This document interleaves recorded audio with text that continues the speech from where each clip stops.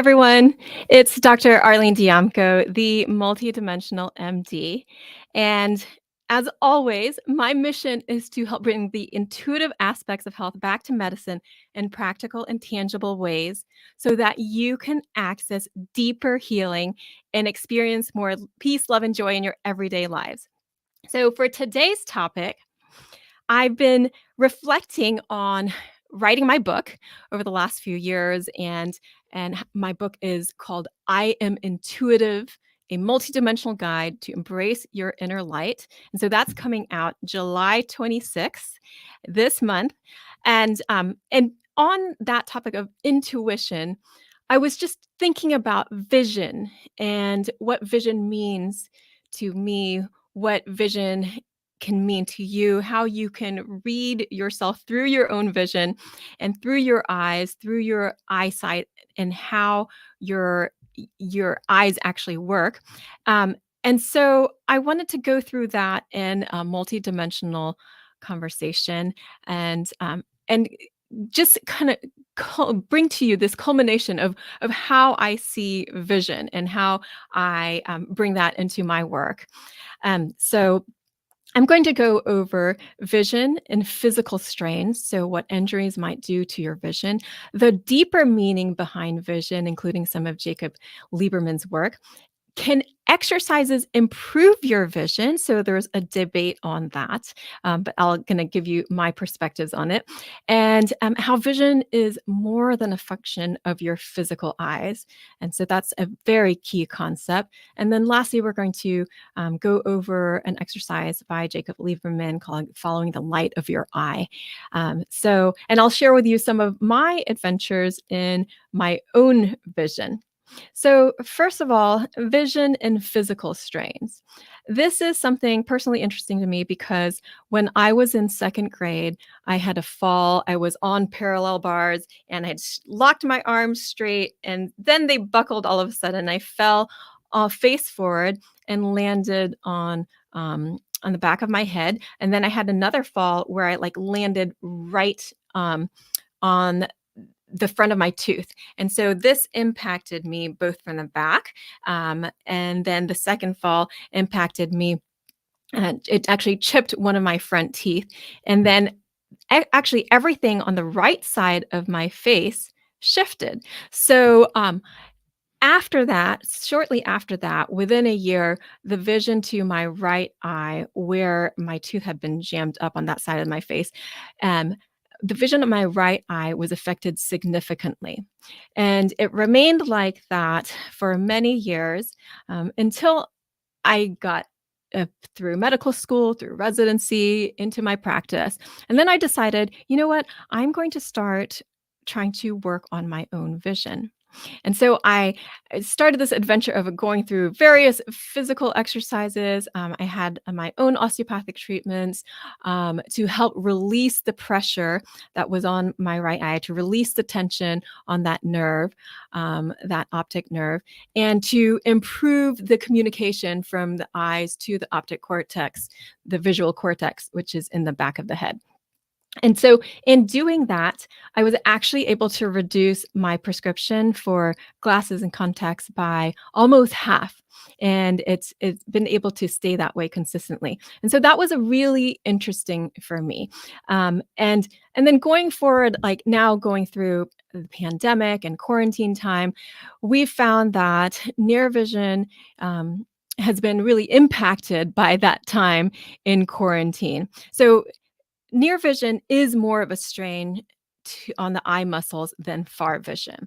So when we're looking far, our eyes tend to be more relaxed. When we're looking at things up close, our eye muscles are more strained. So if we're looking at things up close for a long period of time, then our eyes can get more fatigued. So studies have confirmed that increased digital eye strain during the COVID-19 quarantine and was contributing to not only the head and neck tension, looking at digital devices, but also contributing to more blurry vision. And that on top of that, we have the visual effects from COVID-19 itself directly. But so many people are suffering from eye difficulties now, visual difficulties, than before. And so that is ongoing. And the thing is that osteopathy can help with that, and so can vision therapy. And now everybody's eyes are different, so I'm not making any gross claims as to what's going to happen because I actually never really know what's going to happen.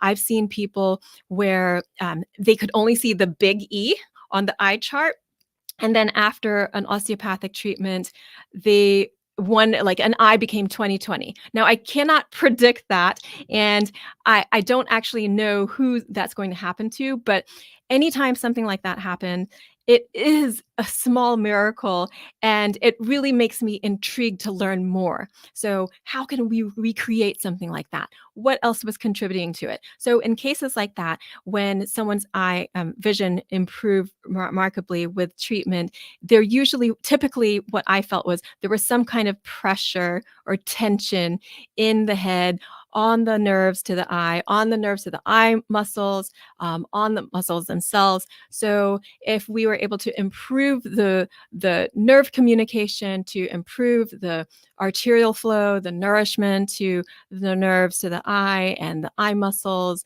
and the pathways in the eye to the visual cortex, then there could be some kind of improvement. So if you've had any major injuries in your life or major physical impacts, or even the stress of having to sit at a desk every day or spending large amounts of time on the computer, then you might consider having some sort of osteopathic check, or getting checked by a vision therapist, a developmental optometrist. These are not overarching recommendations, but these are suggestions to see, because everybody is individual. So you do have to get checked out by a healthcare professional to figure out like what recommendations are specific to you.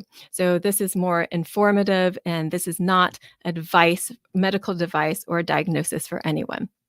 Now, we can go deeper into the meaning behind vision. And this, of course, is always very interesting to me because I like to look at things from a holistic and multidimensional perspective. And so I started to read Jacob Liberman's work, and he is a light researcher and an optometrist. And it's starting to look at this idea of like, what does it mean when you're having various visual difficulties? And so I can see more near, but then other people have more difficulty seeing afar. And so you start to just describe how you're able to see, and then listen to what those words mean metaphorically. So, say if you're having difficulty seeing far, then you might be like protecting yourself and like pulling yourself in a bit, so keeping your world a bit smaller, and that's a way to protect. Now if you are able to see far but not as well near, then there's more of that kind of like, if we talk about fight or flight, there's more of that fight aspect of stress. And so these are just suggestions of what it could mean in terms of how you respond to the world, what your stress pattern could mean to the world. These are this has to be specific for each individual, but just start to describe how you see, and then see if that has any metaphorical meaning in your life. For another example is people that have some trouble with double vision. So almost everyone that I've seen that has any issues with double vision, it's very fascinating because what the tendency is that it's like they have two lives that are being lived out in parallel. So one life could be the imaginary life, say a tragedy happened, and so you can't reverse the tragedy, and so living out one imaginary life as if that tragedy never happened, and then the parallel life of the reality that they're in. So that can create this kind of strain on the brain and the nervous system, where there's a tendency to have double vision. It doesn't mean that there aren't physical aspects contributing to the vision, but it's more just looking at things from a much bigger, deeper perspective of what could this possibly mean in terms of the universe, what I'm experiencing, what I'm living through. We can go through this also in terms of color. So, how does color impact you? So, if we are really balanced, then every color should feel okay. We shouldn't have like this ripple or um, an aversion to any color in particular. So you could go through a rainbow of colors and just approach them gently. And this is an exercise that Jacob Lieberman often does regularly with his therapy, with his light therapy and color therapy. But a smaller version would just be to consider each color of the rainbow: red, orange, yellow, green, blue, indigo, violet. There's more colors than that, but if you just start with the rainbow, then you could just consider, how do you feel to each color when you imagine each color, or if you look at each color? What does it make you feel? Are there certain colors that you really love? Are there certain colors that you don't like as much? Why don't you like those colors? What kinds of thoughts or emotions does it bring up? What kinds of thoughts or emotions are brought up when in the colors that you do love? And so, Corinne Casey and I, we just did a podcast episode with Edgar Casey's Creating Calm, Parenting with Mind, Body, Spirit, and that just released this week, and that is on color. So this is a extension episode to that episode. You can find that on any podcasting platform. But I feel that it's fascinating to consider how you respond to each color, because that can help you understand yourself better. And the more you understand yourself, then the more access you have to your own inner light, to your own healing. So if you can understand what brings you up, so those colors that you love, but then also the flip side of that is understanding like which colors kind of bring you down and why. Are there memories or emotions that are brought up? If so, then maybe these things need some tending to. It doesn't mean that you need to reach out and grab these tender emotions. It just means that you just cradle them in and tend to them gently in whatever form that may be, whether journaling, art, all kinds of, with osteopathic care, with a therapist, with tension release exercises. So there are so many ways that you could tend to them, but it's just bringing it up to your consciousness so that you can take care of things. It's like cleaning up your home or reorganizing. In order to redecorate, in order to build something new or recreate or process something, you do have to see things as they are. So it's having that courage to see yourself as you are and understanding how you respond to things and why you respond to things in that way.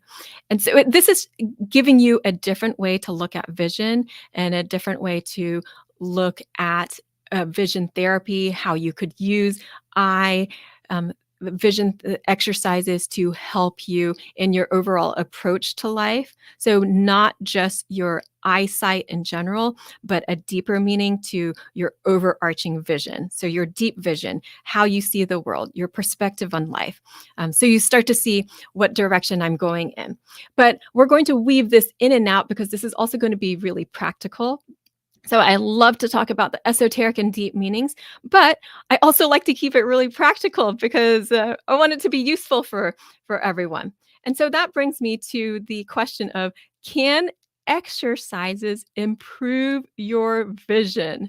So this is a big debate within the um, world of vision specialists. So from the American Academy of Ophthalmology, they say that eye exercises don't help with vision except for possibly convergence insufficiency. So the ways your eyes come together when you're looking at an object.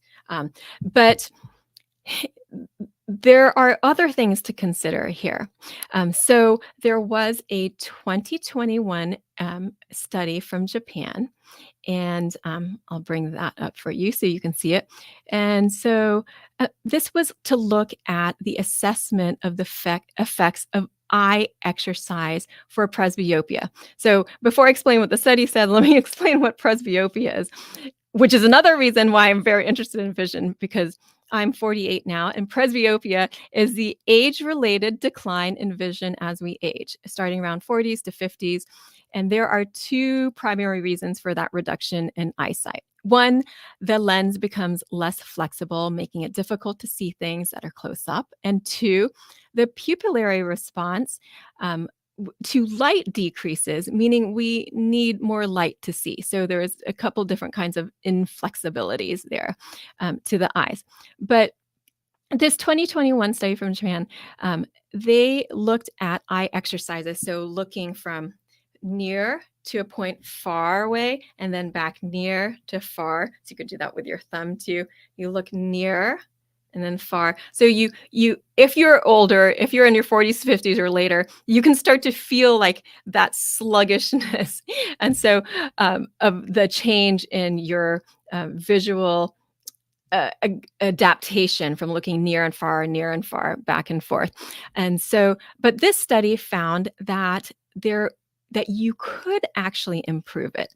And so that exercise for presbyopia was ineffective to improve accommodation, which is your pupillary constriction to changes in light and changes in where you're looking. So they didn't find that to be significant. However, so this is the kicker. However, it strengthened meiosis, so near vision, while viewing near, and might improve satisfaction for near vision. So it actually helped people to improve their near vision, even though they weren't able to measure the change in the accommodation. So that wasn't significant, but somehow people were processing things better. So we're going to just ask, like, why is that? So why can't we necessarily measure changes to the eyeballs themselves or how they're functioning, but people are able to see better? So that is a really curious thing to think about. And that brings me to my key point, that vision is more than the function of your physical eyes. It's not just your eyes themselves that contribute to your vision, but you also need the processing of what you're seeing. So there are these images called Gabor patches or Gabor images that are used in eye training. And the premise behind these images is to improve the cortical processing. So we are rewiring how the brain perceives images. And so the Gabor images improve cortical neuronal rewiring, and that quote, and boost the signal to noise ratio upon which discrimination is based. So I'm going to pull up one of these images for you. So if you're watching on YouTube, you'll be able to see it. Otherwise, you can look up Gabor images and you can see them on the website. And so this is from Eye Recovery Training. This is an app that is pretty neat. And then you can see, so these are Gabor images. So it's these black and white lines, and some are a bit fuzzy. And as you train your eyes to be able to look at these images, it actually helps to rewire our brain. It's really neat for me to be able to look at these images and then feel, as a cranial osteopath, what's going on in my head, because it's amazing. It's kind of wonky, but in a really incredible kind of way, because I can feel my brain relaxing and I can feel my vision relaxing too. And a relaxed vision helps you see better. And relaxed processing is much stronger than a tense processing. So remember, in the beginning, I was talking about tension. So if you had any physical injury or tension that's putting pressure on the eyes, whether through birth or through an injury, a head impact, it can interfere with the muscles to the eyes and everything. And so, but So here, what's going on is we're actually improving the cortical processing, but what I feel is a relaxation in my head, in my brain, and it actually feels really good to my eyes, and I can feel the difference. And so this is a way of integrating those various perspectives of like the camp that says no, eye vision does not help improve vision, and then other developmental optometrists and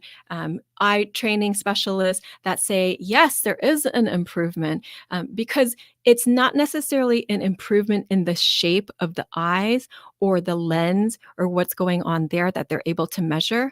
So in that respect, American Academy of Ophthalmology is saying like we cannot measure a difference there. So that's true. So you start to see like actually both camps are true. But what matters at the end of the day is how satisfied are you with your near vision or any vision? How satisfied are you with your vision? And are you able to go about your day? Are you able to read what you want to read? Are you able to see in the light conditions that you would like to? How is your driving? Like all of those things matter. And so what they found is that it is still improving the way that people are processing information from the eyes, and they've found this in both. Um, so, in if you're having trouble with near vision, or if you have presbyopia and age-related near vision decline, as well as like light vision, like seeing in the dark as well. So they found that it improves cortical processing in that. But what I also found was amazing was that there are reports of this kind of eye training to improve amblyopia. So amblyopia is if your eyes aren't working together. So say you have one lazy eye, so the eyes never really learn how to function together. So there will be a dominant eye, and then the eye that doesn't work can become functionally blind. So the eyeball itself is working, but the brain isn't processing it. So that is called amblyopia. So what's fascinating is that this kind of brain rewiring was showing improvement for people with amblyopia, which we used to think wasn't possible to treat.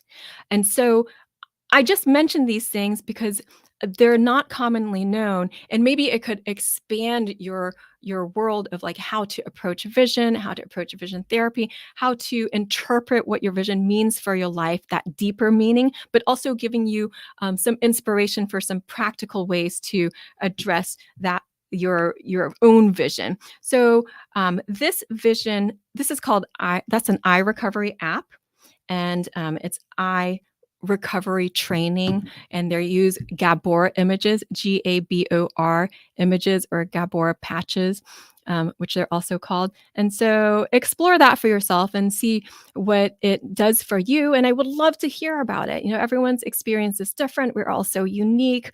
Our vision is different. Our perspectives are different. There are so many ways that we could incorporate different elements for each person.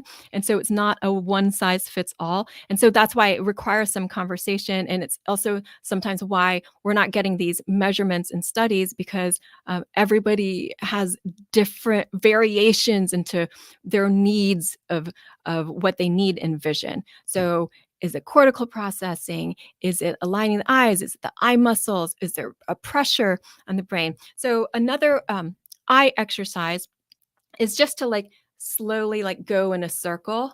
You can go clockwise and do that 10 to 20 times if it doesn't make you dizzy. And then you do it slowly the other way.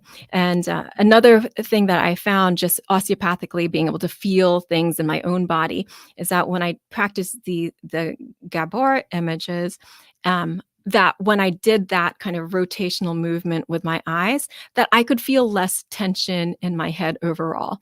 And so this to me is so promising because it's not just our eyesight that we're talking about. It is our perspective on life. It is how we see the world. It's how we're able to navigate challenges. It's when something becomes really tense, are we able to access some relaxation through it so that we can go through stress but not stay in a stress state. So I'm bringing all of these different elements in. We talked a little bit about that fight or flight, what that might do to your vision, or how it could be interpreted through how you see. And so lastly, I want to go over this great exercise by Jacob Liberman. And so we're expanding back outwards into the depth of vision again. And so this exercise is called Follow the Light of Your Eye. And you can take anywhere from 5 minutes to 20 minutes to the whole day to do this exercise. But this is an exercise in trusting that you will be shown what you need to tend to. The universe will bring to you what you need to pay attention to. So, sometimes I know it might be hard when we're feeling kind of ADD, that too many things are getting our attention, but just do this for a short period of time. If you feel like there are too many things getting your attention, 5 minutes, 20 minutes, and just walk through it without any resistance. And the exercise is to follow the light of your eye. So your practice will be to tend to whatever catches your eye in that moment. So if you're walking down the street and then you see a piece of trash, maybe that means, hey, let me pick that up. Or if you're walking through your home and there's different things that catch your eye, a book catches your eye, pick it up, flip it open. Or it may be like little things that needed tending to, but that you haven't, that you've been putting off for a while. It could be anything. It could be you notice a number, or you notice a name, something on a flyer, and then you pick that up, and for some reason the universe is bringing that to my attention, and let me see what that opens up. This is not meant to put you in any danger, so it's not like, oh, you're going down a dark alley or anything like that, but it's and do it in a place where you feel, safe, and that to practice something where you feel more expansive and allowing yourself to put your guard down, to have less resistance in what the universe wants to show you. So it could be like maybe you notice an exercise app or something like that, or something, whatever gets your attention, that's what you're supposed to tend to for that moment. So again, because sometimes you might start to feel like ADD about this, I recommend just doing it for a shorter period of time. But if you do, you feel like you're okay with it, then you can extend it and just see what opens up for you in your day or your short period of time that you're doing that. Chances are that doors and windows open up to your perception that you wouldn't have allowed to open up before, simply by allowing yourself to flow through the universe, to let life flow through you. And you're, instead of like reaching for anything, you are allowing the universe to bring things to you, and you are trusting that the universe knows what is best for you, and you are tending to whatever's brought to your attention. So that's why the exercise is called Follow the Light of Your Eye. And again, this is Jacob Liberman's work, and I did mention it in my book, I Am an Intuitive, as well. And that comes out on July 26th. So I hope that this was helpful for you in some way. We went kind of in and out of so many different things, from talking about the physical strains on the eyes and injuries and how that can impact the attention on the eye and impact your vision. And then we talked about the deeper meaning behind vision and thinking about the metaphorical meaning of how you see and what that could say about your perception in life in general. And then we talked about, can exercise improve your vision, and why there were different schools of thought on that. And we talked about the Gabor patches and the Gabor images, and eye recovery training and how that could help you. There are also other exercises that could be helpful, from just like relaxing your peripheral vision, letting your eye gaze like go towards the horizon so that you can relax that gaze, because near vision tends to be more tense. So if you look far, that can be relaxing.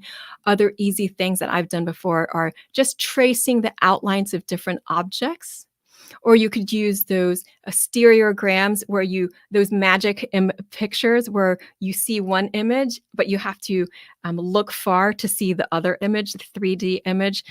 Those help your eyes to relax.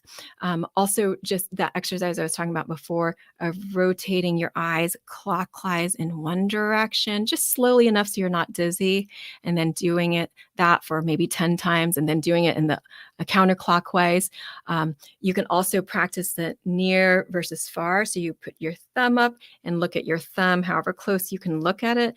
And then you can practice bringing it in and out, exercising those muscles. Or you could go from looking at your thumb near to looking far towards the horizon, and then near and then far, and going at a pace that's comfortable for you. So those are all various exercises that are part of that practical component to help not only improve your cortical processing of the retinal images from your eyes themselves, but also to improve inside out how you perceive the world, how you can relax into stress, and how you can navigate challenges, and how you can see the light of your eye and follow that light of your eye to open up to innovation so that you can address things, difficult situations in your life, and have that ease to your life. So we are going in and out of like big picture, micro, practical things, and bigger things, and back in and out. So let me know how that is for you, what you are able to get out of this. I would love to hear from you. Please like and subscribe. If there's anyone that you know that could benefit from this information, please share this podcast with them, share this episode. If you'd like to connect with me in other ways, you can on Instagram at All Worlds Health, on Facebook, All Worlds Health and Pediatrics, with my love letters. I send them out about once a week on Wednesdays. And I love to hear from you always. So comment below if there's anything about this episode that you would like to know more about, or anything you would like clarification about. Again, this is not diagnosis or treatment, but this is to help you in your journey in your life, and your own ways that you can take care of yourself, because this is meant to be empowering, as is my book, I Am Intuitive, a multidimensional guide to embrace your inner light. That comes out on my dad's birthday. He's already passed, but it's on his birthday, July 26th. And he helped me so much to write this book in spirit, something that I never knew was going to occur in this way. A friend of mine had told me that he would help me write a book. But this was many years ago, that we would do something great together in medicine. And I never knew how that was going to fit in. And then he passed unexpectedly, suddenly. And so I've been just in constant guidance with him from spirit. And then that's a lot of how this book was able to come together. So thank you to my dad. And I hope that this is a celebration honoring him, but to honor all of you to live more fearlessly, and just not be afraid to love and live in your lives. And that's what I got in his passing as well. So lots of love to all of you. I hope to see you next time on most Wednesdays for another episode of the Multidimensional MD. Take care. And as always, I believe in you. So I hope that you believe in you too. Bye for now.